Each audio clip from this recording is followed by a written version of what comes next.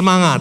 Firman Tuhan yang sederhana kembali mengingatkan kita untuk kita mempunyai semangat. Saya ajak membaca Amsal 18 ayat yang ke-14. Orang yang bersemangat dapat menanggung penderitaannya, tetapi siapa akan memulihkan semangat yang patah? Jadi kalau saya renung-renungkan dalam hidup kita ini harus punya semangat. Dalam setiap segi kehidupan kita harus punya semangat. Kalau saudara sebagai seorang pengusaha, saudara harus bersemangat. Saudara seorang karyawan juga harus semangat. Saudara seorang kepala rumah tangga, seorang ayah atau seorang ibu, saudara harus punya semangat. Seorang pelajar harus punya semangat. Seorang mahasiswa harus punya semangat. Jadi semangat ini dibutuhkan oleh setiap orang. Mengapa? Karena dikatakan dengan semangat itu kita dapat menanggung penderitaan. Kita dapat menanggung kesulitan. Kita dapat menanggung masalah, persoalan. Karena dunia yang kita hidupi ini, dunia yang banyak masalah, saudara. Masalahnya tidak berhenti-henti. Dan ke depan tidak tahu ada masalah apa lagi ini. Jadi kalau orang itu punya semangat, dikatakan dia dapat melewati semuanya. Ya, dia dapat menang dalam menghadapi kesulitan, sakit penyakit, keadaan ekonomi yang sulit,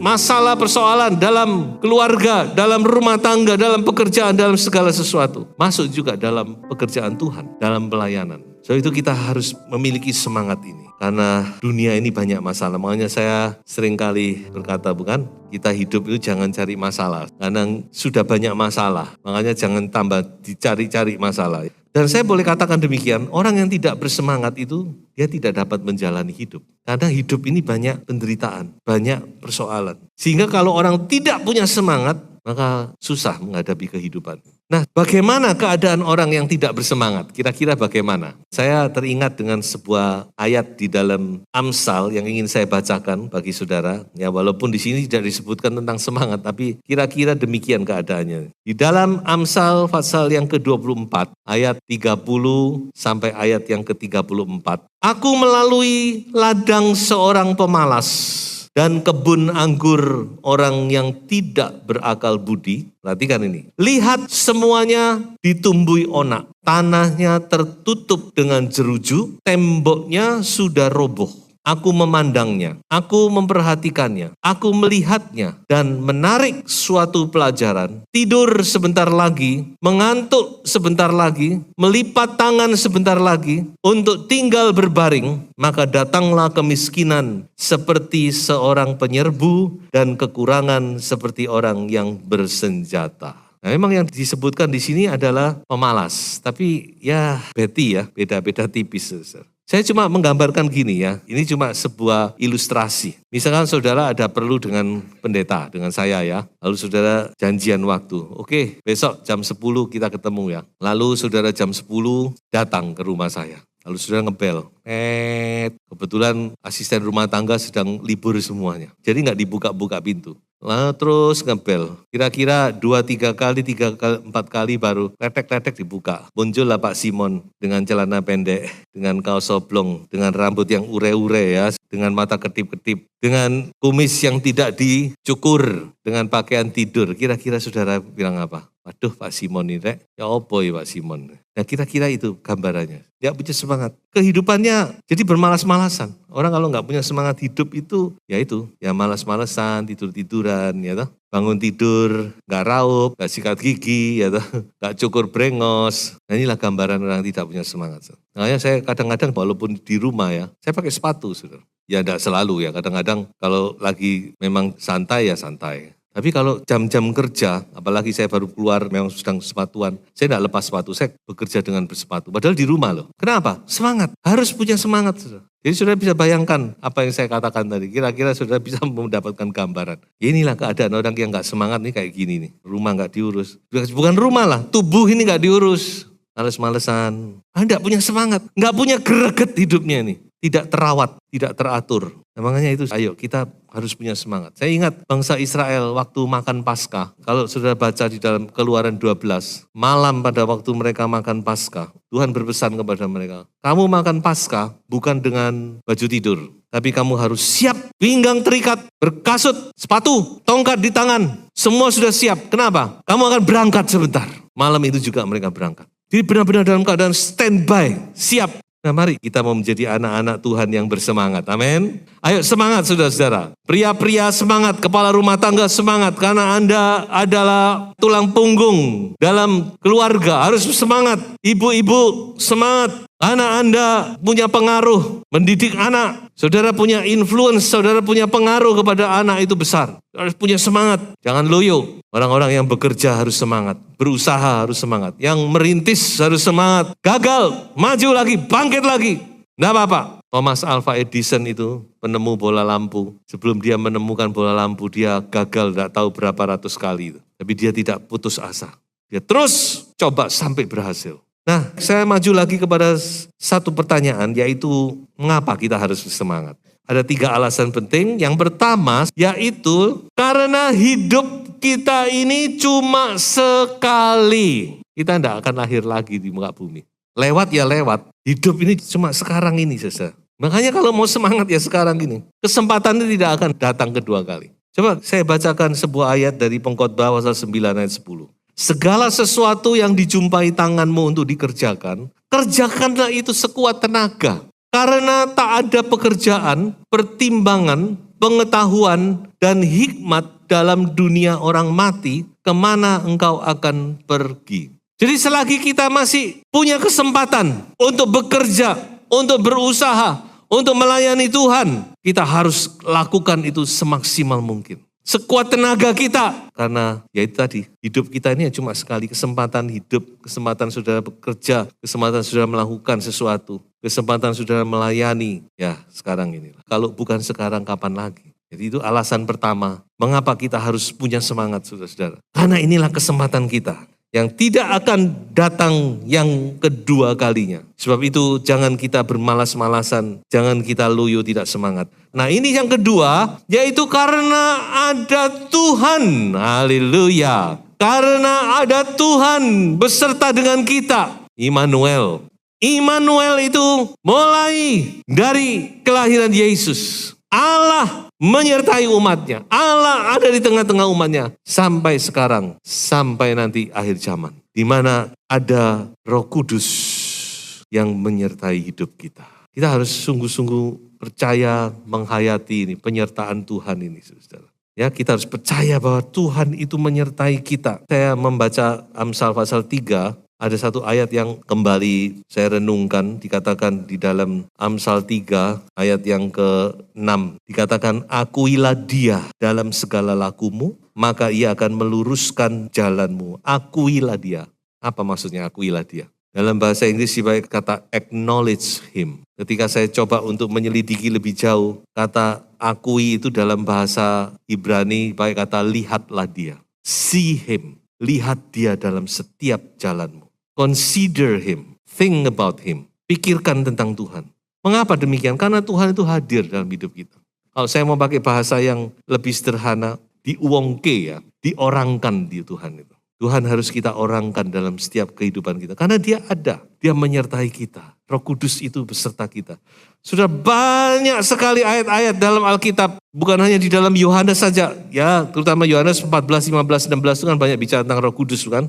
Bukan hanya di situ, dalam surat-surat banyak sekali firman Tuhan mengatakan, memberitahu kepada kita bahwa dia ada beserta dengan kita. Roh Kudus ada, dia tinggal di dalam kita. Kalau ada Roh Kudus, saudara, apalagi yang kita takutkan, khawatirkan.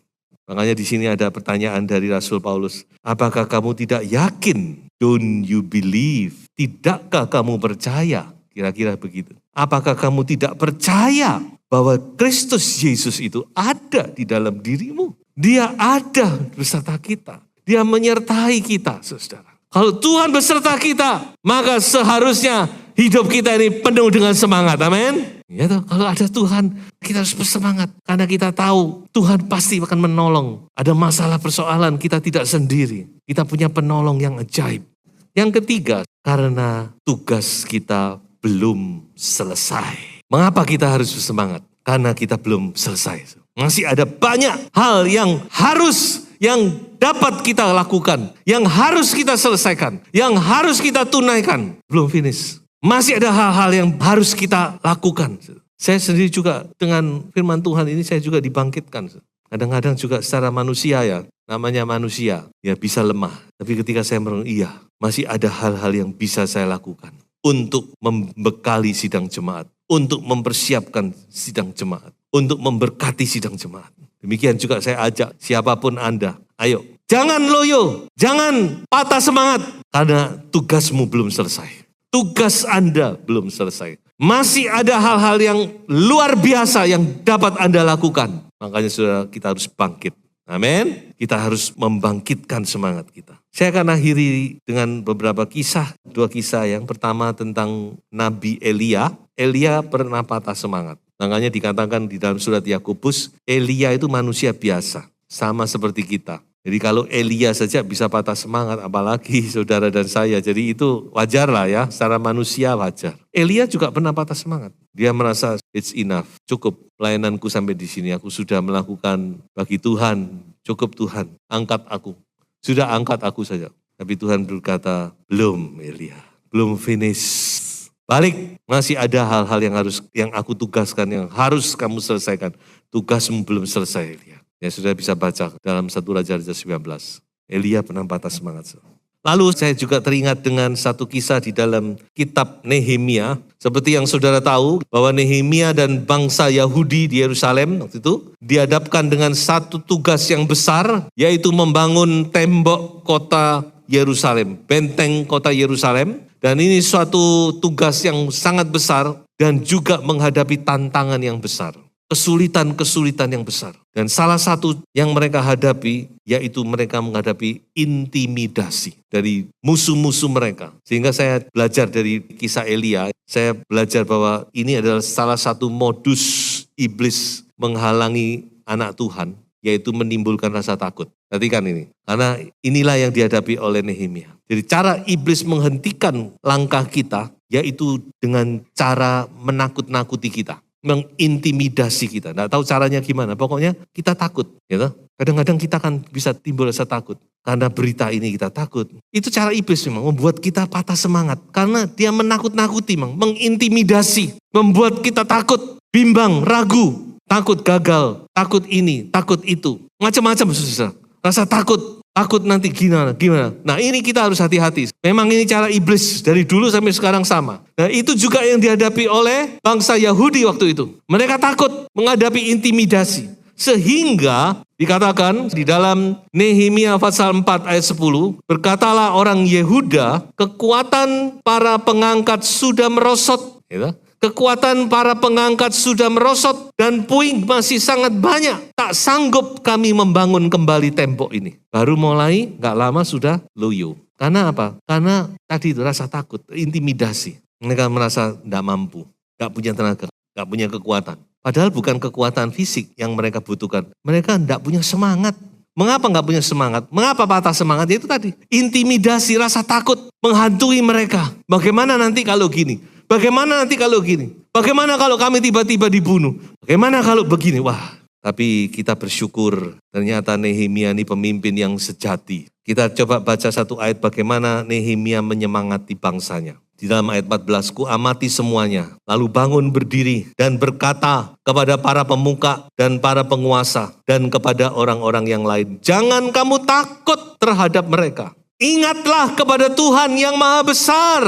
Nah ini, tadi yang poin yang kedua, ingat Tuhan beserta kita. Amin. Acknowledge Him, kata Amsal. Akui dia.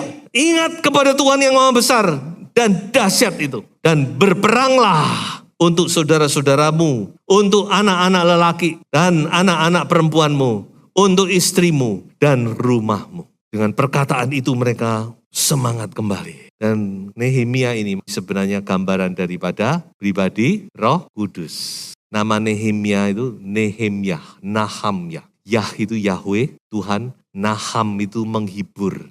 Nehemia itu artinya Allah menghibur. Nah ini kan tugas Roh Kudus kan, comforter, penghibur, parakletos. Dia yang menghibur kita, menguatkan kita. Nah inilah Nehemia kita, saudara. Roh Kudus menyemangati kita. Roh Kudus menyemangati saudara dan saya. Jangan gentar. Ayo bangkitkan kembali semangatmu. Amin. Ayo bangkit kembali. Yang sudah loyo, yang sudah merasa tidak punya kekuatan lagi. Bangkit dalam nama Yesus. Semangat kembali. Menghadapi hari depan yang penuh dengan pengharapan di dalam Tuhan. Amin. Saya akhiri dengan sebuah ayat. Bagaimana kita membangkitkan semangat yang patah. Ayat pokok tadi kan bagaimana membangkitkan semangat yang patah. Mari kita baca Yesaya pasal 40 ayat 27 dan 31. Mengapakah engkau berkata demikian, hai Yakub, dan berkata begini, hai Israel, hidupku tersembunyi dari Tuhan dan hakku tidak diperhatikan Allahku. Nah ini kan seringkali orang tidak bersemangat gitu. Aduh aku seperti ditinggalkan sendirian. Kayaknya Tuhan gak sayang sama aku deh. Coba kita lanjutkan. Tidakkah kau tahu dan tidakkah kau dengar? Tuhan ialah Allah kekal yang menciptakan bumi dari ujung ke ujung. Ia tidak menjadi lelah dan tidak menjadi lesu. Tidak terduga pengertiannya. Dia memberi kekuatan kepada yang lelah dan menambah semangat kepada yang tiada berdaya. Amin. Caranya bagaimana? Lanjut. Orang-orang muda menjadi lelah dan lesu. Dan teruna-teruna jatuh tersandung. Tetapi orang-orang yang menanti-nantikan Tuhan mendapat kekuatan baru. Mereka seumpama Raja Wali yang naik terbang dengan kekuatan sayapnya.